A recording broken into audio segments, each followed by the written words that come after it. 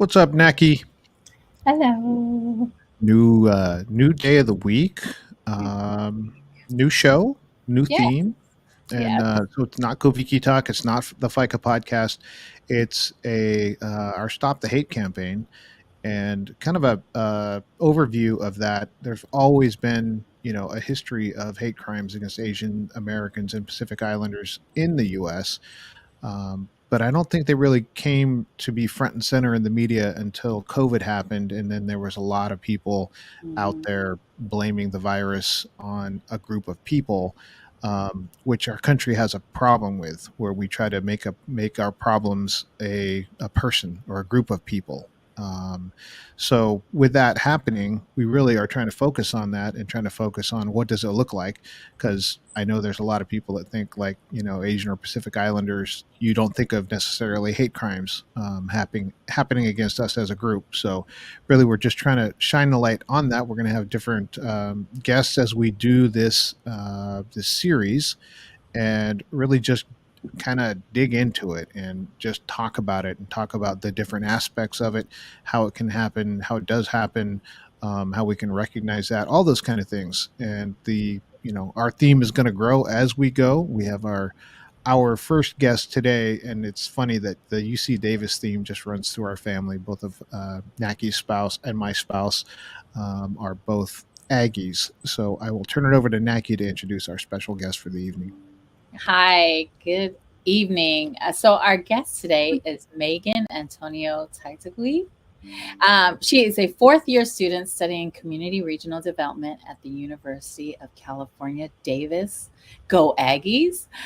She is half Chamorro and half Filipino. She was born and raised in California, where she has learned the importance of growing up in a diverse and multicultural community. From 2021 to 2022, she held the position of Chief of Student Activities and Services for the Pacific Islanders Student Association, PISA, working to create collaboration with fellow student organizations. This past summer, she participated in the Pacific Islander Leaders of Tomorrow pilot program, which we're familiar with, hosted by Empowering Pacific Islander Communities, EPIC. Megan is passionate about creating more spaces that are inclusive, equitable, and accessible for our Native Hawaiian and Pacific Islander community. Welcome, Megan. Thank you so much for having me. Half a day. Half a day. Um, as I am a student at UC Davis, I'm studying community regional development, and I'm graduating this December, so I look forward to that. Congratulations. Thank you. Congratulations. So where did you grow up in? I grew up in Fremont, California, but currently I'm located in Davis. Awesome. Awesome. And do you have a big family, or tell us a little bit about your family? My family is small. We're a family of 4, but it's really cute because we all start with the letter M, so we're M&Ms. Oh, cute. I'm the oldest. I have a younger brother. He's 4 years younger than me. But my extended family is really big. Both my grandparents on my Chamorro side comes from siblings of 10 to 11, so I have a big family. Yeah. That's kind of normal though, right? For PIs, is to have a huge family. Is there a big Chamorro community in Fremont? I would say not in Fremont, but my dad did grow up in the military base in Lompoc. Oh, okay. I do know I have a big Chamorro family in the Washington State area, also near the military base. Awesome. And so you went to school in Fremont? I went to Ohlone Community College for 3 years, and then during COVID, I transferred out to UC Davis and been here since. Awesome, awesome. And you're part of the university community there, UCD PISA? Yes, I was a chief last school year, where I found my passion in advocating for our community. I was like, oh, what can we do more, or what can I do more outside being a chief? I also was part of EPIC's pilot program, which was crazy because it was hosted in person at UC Davis. So I got pretty lucky that it was right there on campus, and I got housed for the week. I had so much fun because I've never met so much other PI students, scholars, um, all going for the same goal, advocating for our community and figuring out what resources and opportunities that we can do now that can help future generations. That's awesome. Sometimes we talk to Pacific Islanders that are, in higher education, and they talk about, in some instances, how they see less and less of themselves as they continue on. So they get to junior college, there's less of people that look like them, and then they get to the 4-year college, and there's even less. But I know that UC Davis seems to have a strong Pacific Islander presence, and I think one of our team members was also a member of the organization as well. Talk a little bit about getting out to Davis, and a lot of people we talk to, they think they're going to Davis, and it is. It's out. It's kind of a more of a rural town, and then they're really surprised at the presence that Pacific Islanders have on campus there. Talk a little bit about being able to see people that look like you, and like you said, that have kind of the same goals, the same station in life out at UC Davis. Of course. So I transferred in during COVID, online for the whole year. Sense of belonging was not there. It was so hard, but I got really lucky that my roommate was also Chamorro and half Filipino. So I had her. She was my go-to person and my sense of belonging for the whole year. Shout out to Genesis. But when school started opening up this past school year, I noticed that sense of belonging on campus was so hard for me. I was struggling academically. It was really hard finding friends. And then I went to my advisor, Kat, and I was telling her my struggles of finding a sense of belonging on campus. And she told me about PISA. And then I got lucky enough. I connected with them, and I ended up being a chief. And then as I stayed with them the whole school year, I was like, wow, like we're here, we're pursuing higher education, but what more can we do? We are so small. So I expressed these feelings to my advisor, and I had to do a internship to graduate. So my internship for the first 6 months of this year was looking at disaggregated data for Pacific Islanders reaching higher education, where I found that Pacific Islanders make up less than 1% of the undergrad population at UC Davis. And I was surprised and not surprised at the same time. I was surprised that what is the school doing for us to bring up these numbers. I do know one faculty member at UC Davis that identifies PI, but he's only one person. And when I transferred in, I was only one out of 30 Chamorro students who transferred in 2020. So I'm like, where are my Chamorros? Like, where are they? And I've definitely noticed that we are pursuing higher education, but I believe there needs to be more visibility and resources and opportunities to get our PI community up there. And this past school year in June was the very first PI inaugural culture graduation, where there's only one grad student that was there, and it was Leah. And then I was really surprised. I was like, I love that you're here, but where's the other grad students? Like, we definitely need more. But that is something that our community needs to address and needs to support each other even more, because we need more PIs in education and the medical field and engineering and everything else, so we can break down the stereotypes that we're not just as our bodies, our football players, security guards. Yeah. So I believe that we just need to bring more visibility and look at the disaggregated data and figure out where the resources need to be allocated and what opportunities are better fit for our community. Awesome. And so at UC Davis, and I think you spoke a little bit about being Pacific Islanders being rare on campus. How did you feel as a Micronesian student in a predominantly white institution?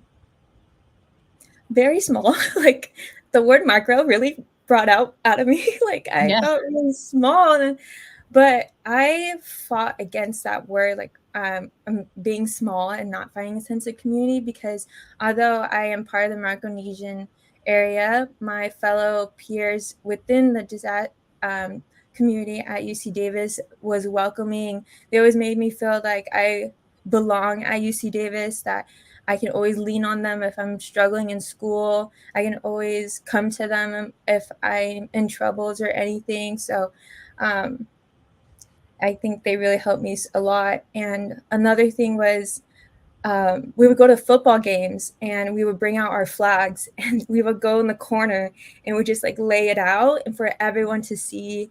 That's our go-to photo.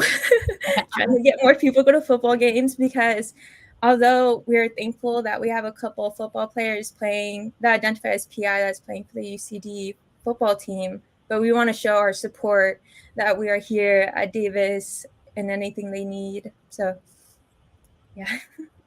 That's awesome. I love that you bring the flag out. How many do people say, like, where are you from? And how many times did you have to explain Chamorro? I would say every time.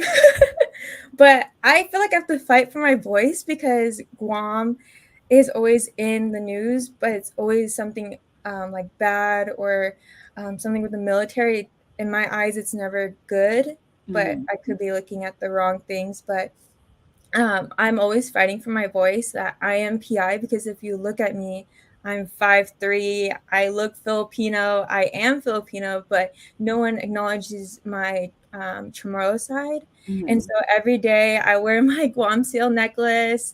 I gave a presentation about it at my community college. Like everyone in the room didn't know where Guam is.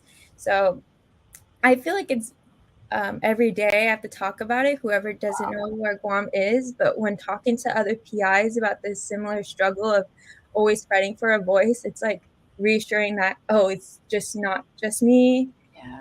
There's a lot of things that we need to address to make it right. But I feel like it's every time. It's every time. Yeah. All right. Go ahead, Carl. Oh, I think he's on mute. But I always feel like and I think one of the things is that we try to promote the PIs in higher education is because it's important, like we said, it's important representation. Let the younger generation see faces that look like them in education so that they can see, that this could be you. This is what your face looks like. And when I was growing up, there wasn't any college professors. And I say this all the time, there was no college professors that looked like me. There was a handful of people that continued on to college. Are you trying to how are you trying to get the word out? I know that you were the chief at PISA. How have you and your team been trying to get the word out, or trying to get your faces out there so that they they know that you're there at the school? I believe I do it on a micro level more than a bigger, large scale. I love talking to people. So if someone's wearing like Guam gear, I will go up to you and ask you, Hafa day, how's your day? Where are you from? I'm pretty sure we're family. Right, Yeah. right. Yeah. So, or even on my Instagram, like anything that has to do with PI scholarships, anything in higher education, I will repost it because I feel like I need more people to see it. Mhm. Another thing is just talking to people that are in my classroom, like they'll be like, oh, I like your necklace. And then I'll explain. I was like, oh, this is my identity. This is who I am. Um, and when I was on the board with PISA, I would host meetings, or this past school year, we had a transfer day event where incoming transfers come to Davis and figure out if they want to commit to the school or not, where I table talk for PISA, and I talked about what is PISA doing for the school, what are we doing to retain our students, or for example, we had study halls. I would help out with that. I also created a Discord for PISA where I would post scholarships, any job opportunities that that I believe my community at UC Davis can apply for. I just felt like I had a lot of time on my hand one quarter, and so I would always be on LinkedIn trying to look for a volunteer or any other opportunities that I believe that my UC Davis peers can definitely benefit from. That's awesome. I love that. Is there or can you tell me a time about if you faced any discrimination at UC Davis, and how did you overcome any of it? I believe just being half tomorrow, that no one acknowledges it even after I tell them that I am half tomorrow, or their assumptions overtake what or consume what they're thinking. For example, I'll be like, oh, I am tomorrow, I'm Pacific Islander, and their assumption is thinking of The Rock. Like, I love The Rock, but he's not from Guam. Yeah.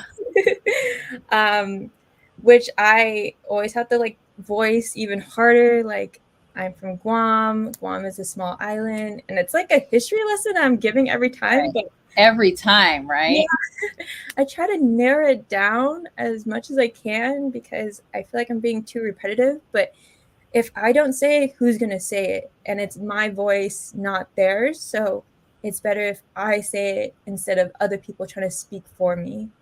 Right. And do you feel like you're like, since there's a small community of Chamorros at the university, do you feel like when someone meets you and you say, "Oh, I'm Chamorro," and you explain, do you feel like I'm the representative for Chamorro? Like this, if this person, I'm the first Chamorro person that they meet, so they're gonna take whatever example or whatever how I perceive myself, that's their going to be their stereotype. Do you find that, or is that, do you feel that responsibility when you talk to people? Thinking about the question, sometimes I do, but I try to tell them again, like, I'm only half. Like, see me as a half Chamorro, not a full Chamorro, because I don't feel PI enough to be in that community and to hold it or to be seen because I'm only half. And when you look at me, I've been told I don't look Chamorro, but I think you do. thank you.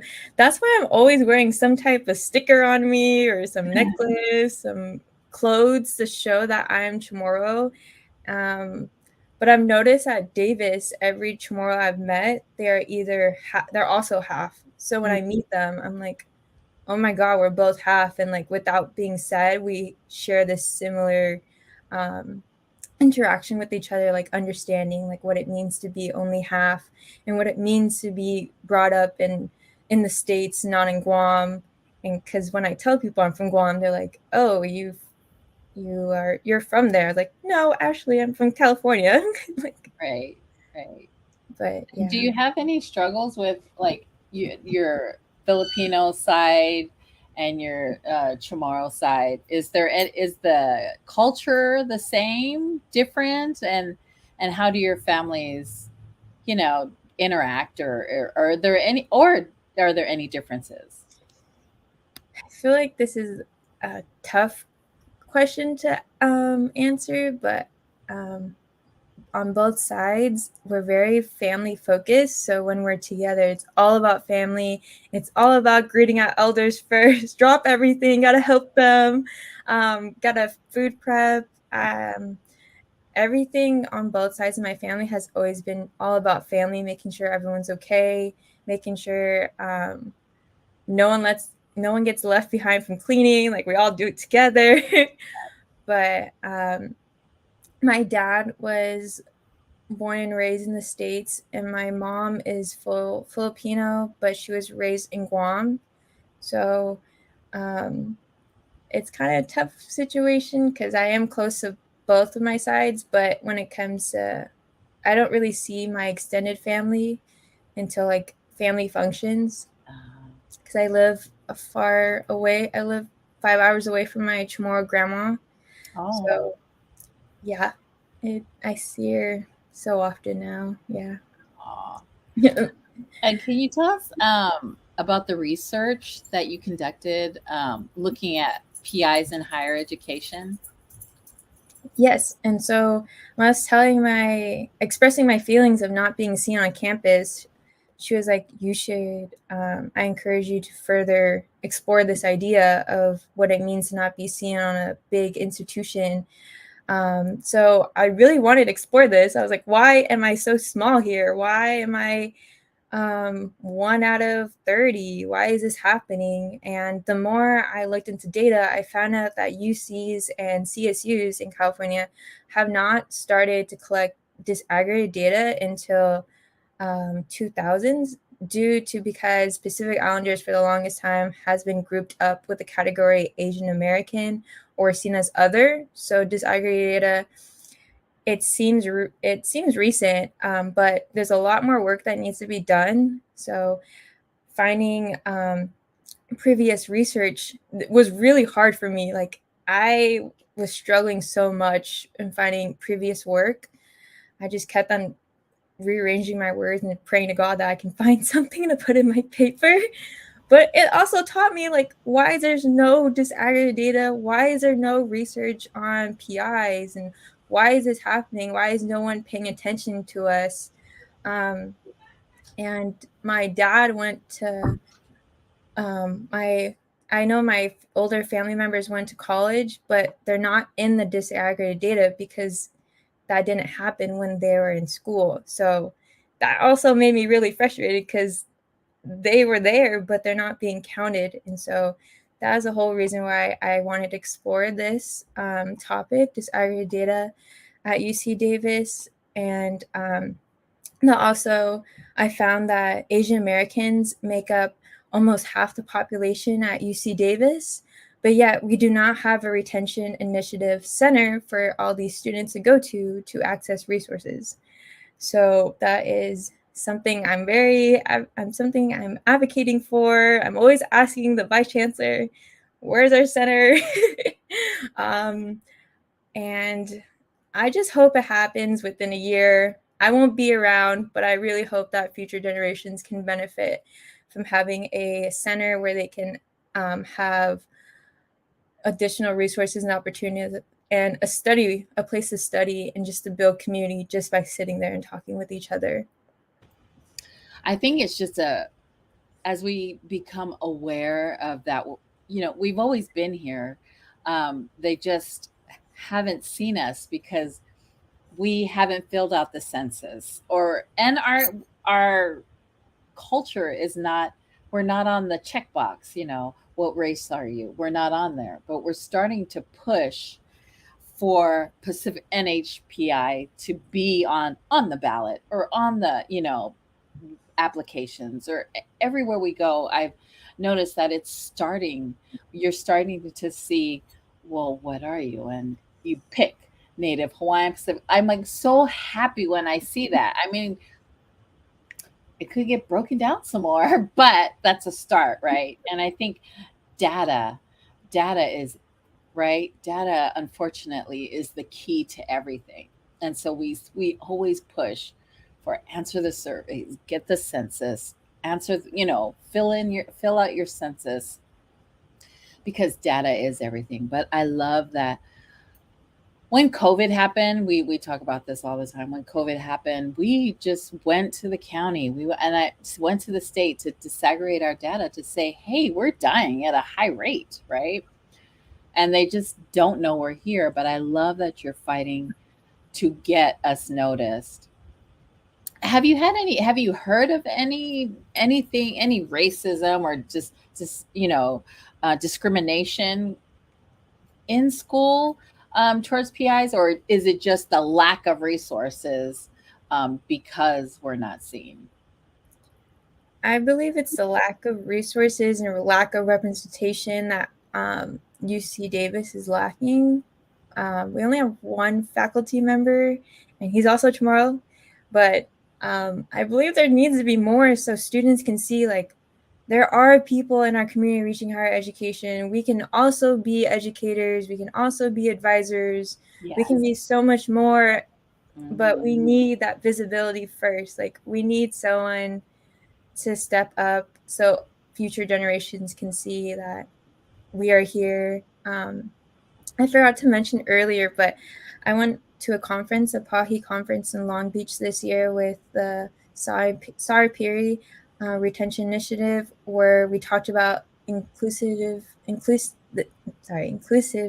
starts with "and." So at UC Davis, they changed the name from Asian American and Pacific Islander, and they wanted to highlight the importance to both groups, and not only these groups should be grouped up together anymore, but we come from different communities, different families. We come from different barriers and challenges.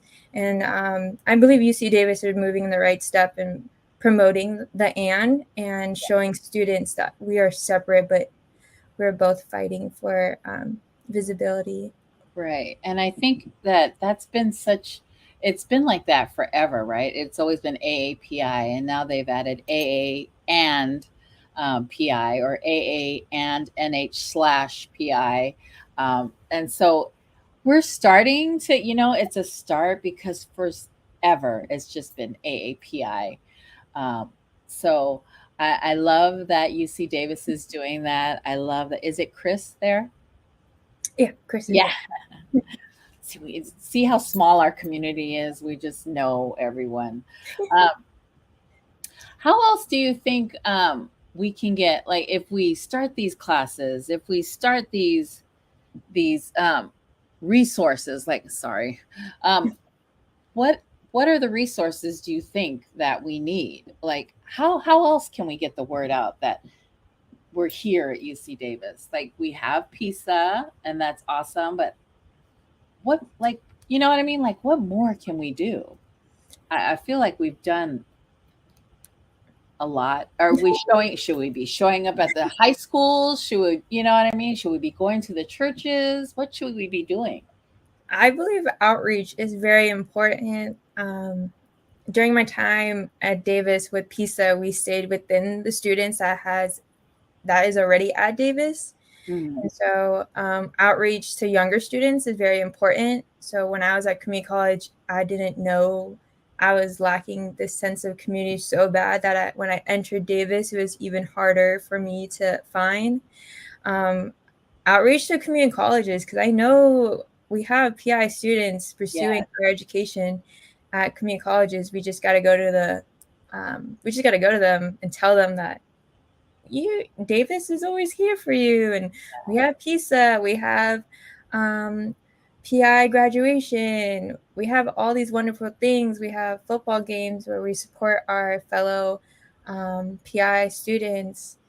Another thing is just disaggregated data. I believe we need a lot of disaggregated data, because without the numbers, how are we supposed to back up our information other than word of mouth?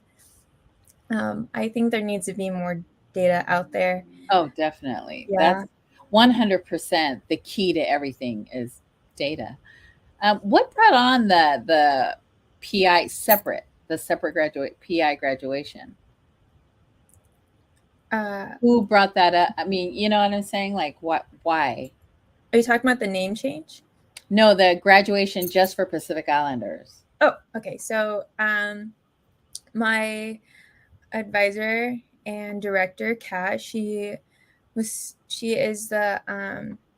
helps out with PISA, and so we would talk to her and how we would feel, and Kat saw this, and so she really pushed for a culture graduation for us this past June, and she's making it an every year thing ever since. That is in the works. That is the plan. So I just remember my family going, and they're just really happy, but they're really surprised that we were just less than 10 students. And then I had to tell my family again, like, my data, like, it shows we are less than 1%, and there's less than 10 of us at graduation right now. But it also meant a lot for us, because I'm not first gen, but my friends are, who participated in the graduation. So in the community and their family, it was a big deal. They got to walk the stage twice. Nice. I love when Leah, who is on our team, PBD, and she was graduating, and she said, "We have our own graduation." I'm like, I choked up. My husband went to UC Davis, and he's like, "What?"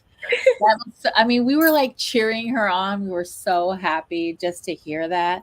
And it's even though we're not there, but just because we know Pacific Islanders are doing this, and you guys are the first class, it just I think that's the key is because we're Pacific Islanders, no matter what island we come from, if we see you and we're so proud, like you're our family, right? Like, so I love that about our culture.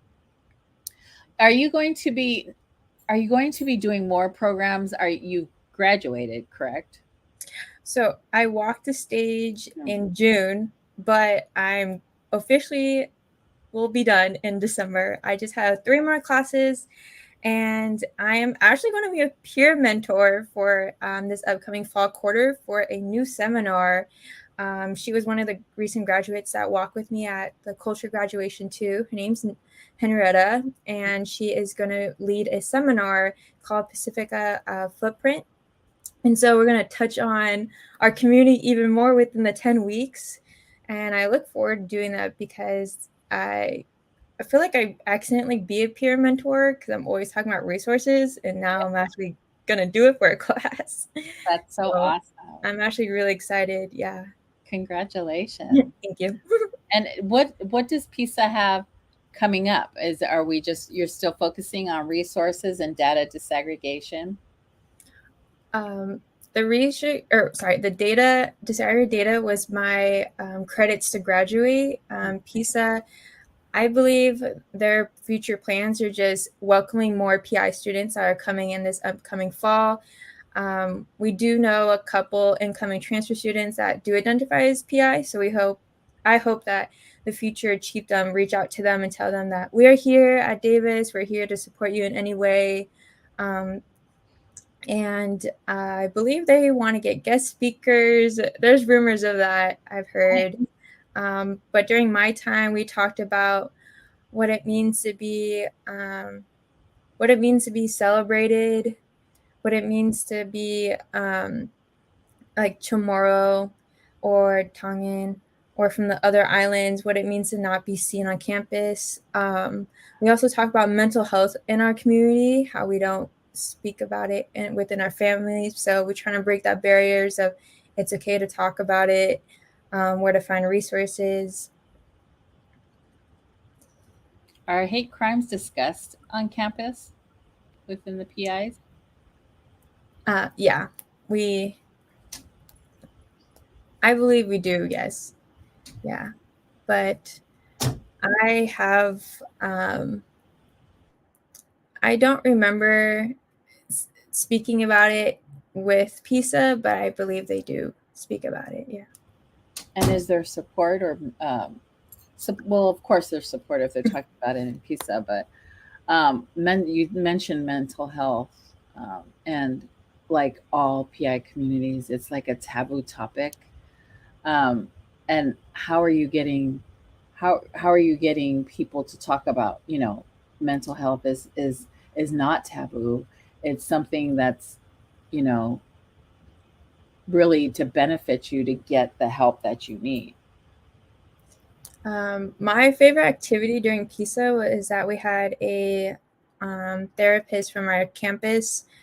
She identified as Asian American, but she still came out and did a guest talk with us and she did activity with us. And we did the 4 corners activity, like never, always, and sometimes. And those questions were like, my family and I have dinner every day, and we just separated and we just stood there and we looked across the room, and then we talked with each other after every question. And the more and more we got with the activity, I learned that I'm not alone in those questions, and it's important to talk to each other because there's always someone out there that might feel the same way. And so having her in the room with other PI students really showed other students that she is a great resource to us. We have these opportunities on campus. It's free with our tuition. So you definitely use that free stuff. And she was giving out her business card and like when she's available and when to book her. So that was really helpful just to have her in person. Yeah.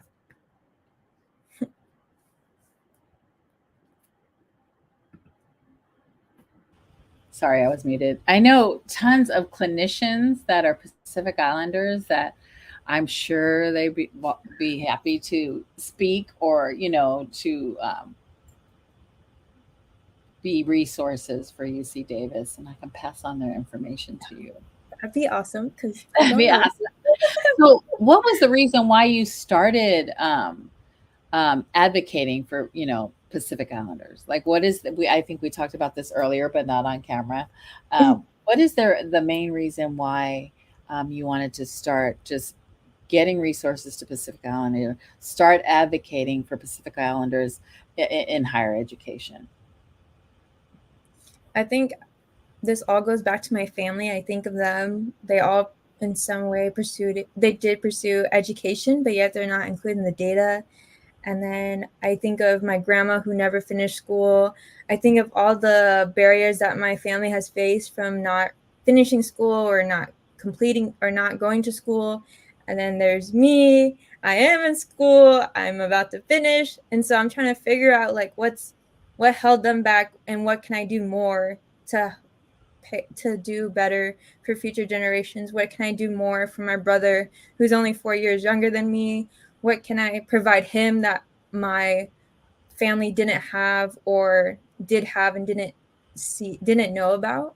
Yeah. And so mine is just all about resources and opportunities. I'm just trying to figure out what is working best for the community, what is not, what can I do more.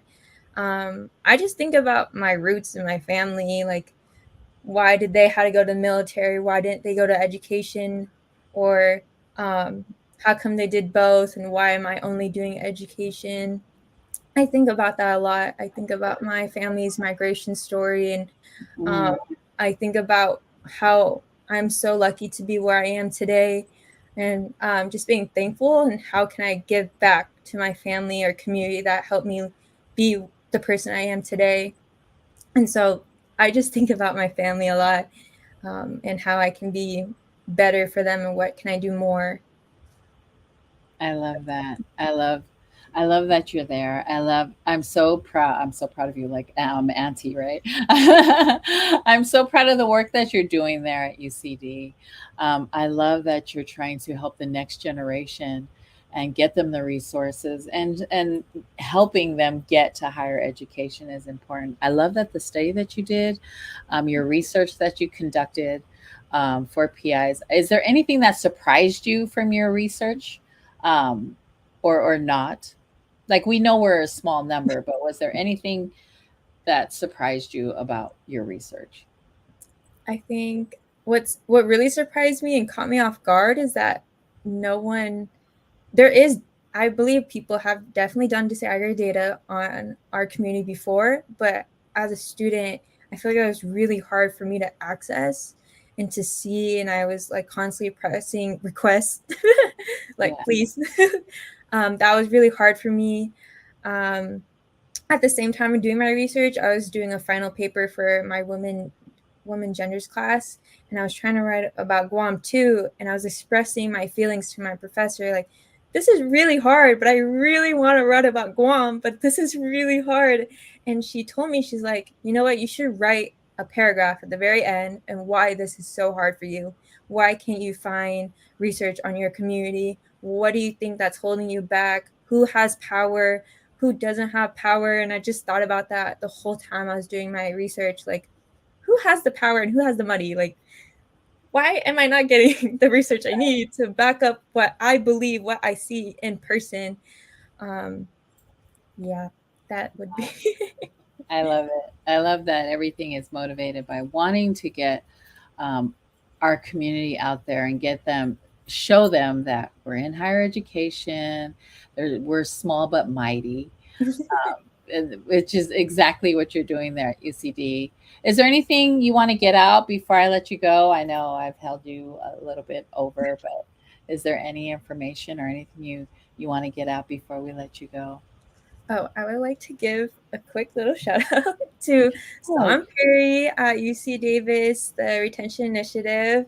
They definitely gave me a sense of belonging. I was definitely crying in the office saying I feel like I don't belong at Davis, but Aw. ever since I talked to them, they have definitely changed my life. I went to a conference. I met more PIs giving presentations in higher education.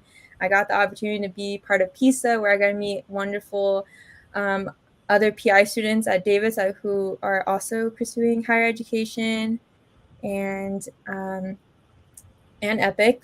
Love my experience with them. Can't forget about them. And Awesome. of course, my family who helped me be where I am today. My mother, Maribel, my dad, Mike, and my younger brother, Miko. I hope I make you guys proud. Yes, you do make them proud. I'm proud of you. I'm proud. Auntie's proud of you. I'm Thank so you so proud of you. much. Congratulations on all your success. Congratulations with PISA and all the work that you're doing and your research paper. Congratulations. Thank you so much for joining us this evening. And we look forward to seeing you in bright lights and all the work that you'll be doing. And please let us know about anything that you guys are doing at PISA. Please tag me on Instagram and we will share the work. And I'm sure we'll be talking again soon.